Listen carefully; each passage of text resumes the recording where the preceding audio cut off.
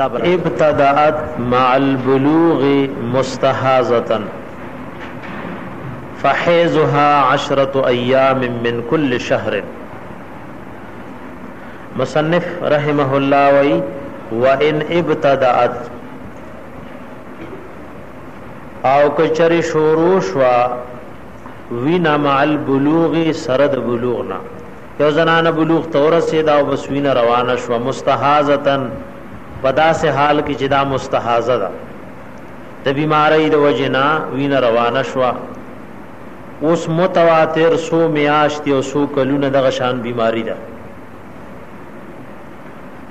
نو د دې زنانه د ماهانه بیماری وسی صاحبي او د پاکوالی وسی صاحبي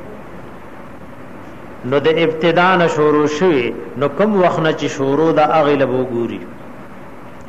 چې دا د میاشتې لومبنه تاریخ دی کپیل لسم دی او کدیر شم دی نو د دغه تاریخ حساب بو کی فحیزها 10 ایام د دې حیز به د دغه شروع کې دون لس رضی وی حیز د دې بلس رضی من کل شهر اندار میاشتنا هر میاشت راضی کدی ابتدا میاش وی نو لس رضی د دې ماهانه بیماری د پدې کی مز روزا د قران تلاوت به پریزي او چې لس رضی تیریږي نو د دې بیماری به ختميږي غسل وکي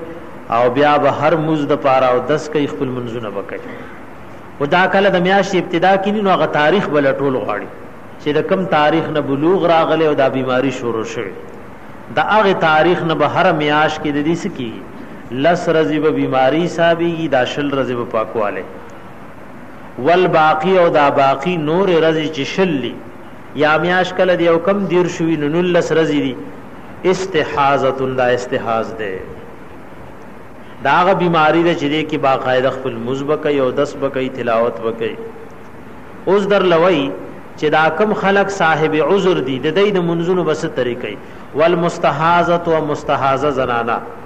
چې پاغه باندې بغیر د ماهانه بیماری نه بیماری د ومن واغسوک به چې پاغه باندې سلسل بول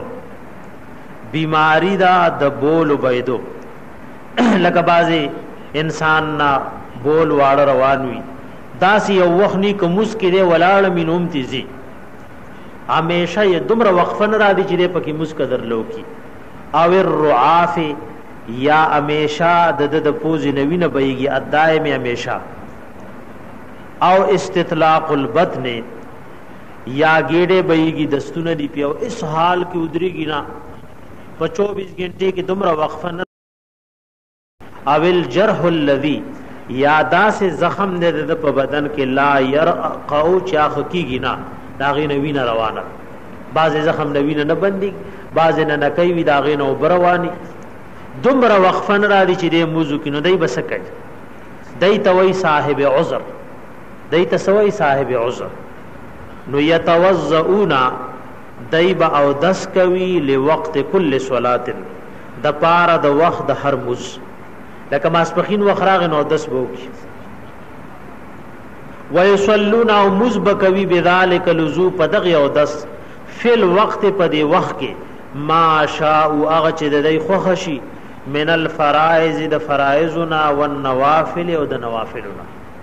مثال په تور د ماسپخین وخت له 10 کو نو تر سوچ ماسپخین وخت د دادې مسکی نفل لکې تلاوت ته کوي او چې د ماسپخین وخت او تو مازیګر وخت داخل شو نو شرم د دې او 10 مات شو اوس مازیګر د پاره بل او 10 کوي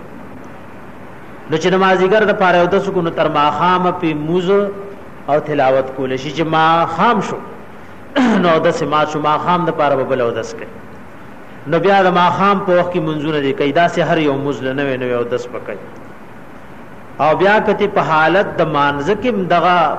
پلیتی او دغه بیا دسی جاری وی نو اس پروانش تخپل مزد کوي تلاوت کوي او واړه بولته ساسي تلاوت کوي او د زخم نوین روانه را خدای بشرط دي چې صاحب عذر ده صاحب عذر ده فین خرج الوقت کچری اوت وقت نوبت ولا وضوءهم باطل شو دس یو دس ختم شو وکانه علیهم او وی په پدوی باندې استیناف الوضوء د سر نرا غرزول داو 10 لسوالات اخرى د پاره د بل مزر بل مز د پاره بس کوي د سر نه باو 10 کوي نو دا د صاحب عذر والا د پاره دا طریقه ده داسې مسله کې او زنانا یا نارینه حج تلاړ شي نو هغه پارم داده وخت کې دی او داس کوي نو طوافونه تلاوتونه نه کوي چې وخت تیر شو نو بس او داس ما شو بیا دی طواف بن کې د بل وخت لپاره دی بل او داس کوي بیا چې هغه وخت ته ني نا هغه وخت کې طوافونه تلاوت دارنګي مز روزه را ټول پکې کول شي.